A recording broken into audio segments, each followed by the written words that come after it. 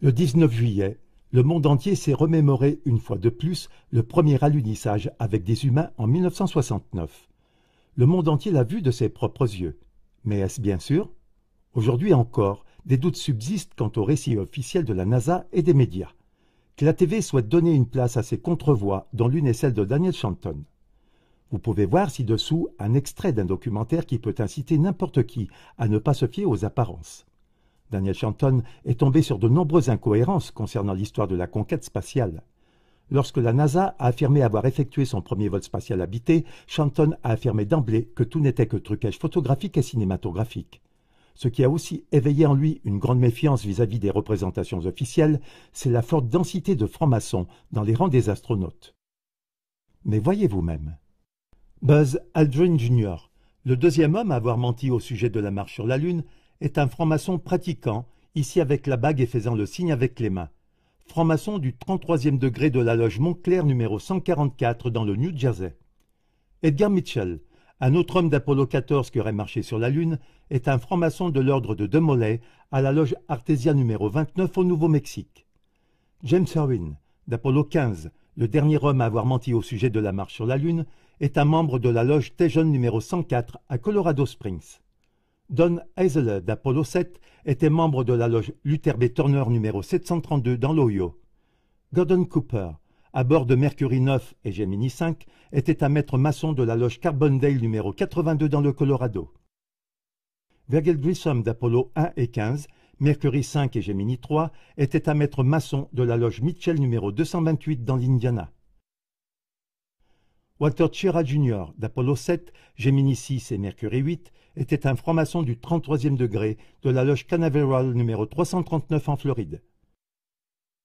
Thomas Stafford d'Apollo 10 et 18, Gemini 7 et 9 est un franc-maçon de la Western Star Lodge numéro 138 en Oklahoma.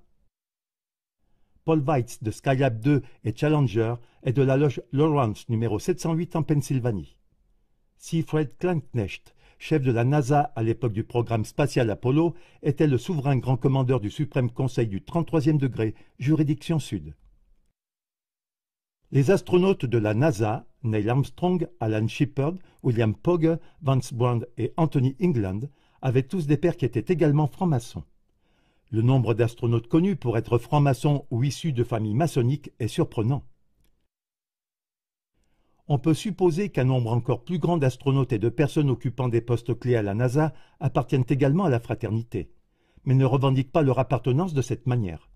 Le nombre de francs-maçons, membres de la plus grande et de la plus ancienne société secrète du monde, impliqués dans la promotion et la promulgation de cette doctrine héliocentrique mondialiste depuis son origine jusqu'à aujourd'hui, devrait susciter quelques soupçons. Avant même que la première mission Apollo ne quitte la rampe de lancement, 11 astronautes de la NASA sont morts dans des accidents très suspects.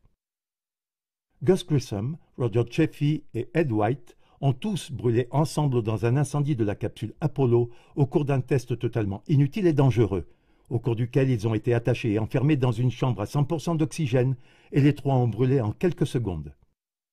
Sept autres astronautes, Ted Freeman, Charles Bassett, Elliot C., Russell Rogers, Clifton Williams, Michael Adams et Robert Lawrence sont morts dans 6 accidents d'avion différents, et Ed Givens dans un accident de voiture. 8 de ces décès ont eu lieu au cours de la seule année 1967. Il est hautement improbable qu'autant d'astronautes meurent par hasard dans de telles circonstances. Et cela donne de la crédibilité à l'idée qu'il s'agissait de meurtres commandités par les francs-maçons pour trouver les personnes adéquates afin de mener à bien leur imposture. L'un des astronautes les plus virulents était Gus Grissom. En 1967, Grissom s'est montré de plus en plus agacé et a exprimé des doutes quant aux chances de la NASA de faire marcher un jour des hommes sur la Lune. Il estimait en effet que les chances étaient très minces, surtout après que la capsule Apollo eut échoué à plusieurs reprises au test de sécurité. Grissom a menacé de rendre publiques ses inquiétudes concernant le module lunaire et a même dit à sa femme Betty « Si jamais il y a un accident sérieux dans le programme spatial, il m'affectera certainement. » Juste après son assassinat, des agents du gouvernement ont fouillé la maison de Grissom avant que quiconque ne soit informé de l'incendie et de sa mort. Ils ont confisqué toutes ses notes personnelles et son journal intime et ne l'ont jamais rendu. On n'est pas obligé d'être du même avis que Daniel Shanton. Mais au vu du nombre impressionnant de francs-maçons et des nombreux accidents, On peut se demander ce que la NASA a exactement à cacher.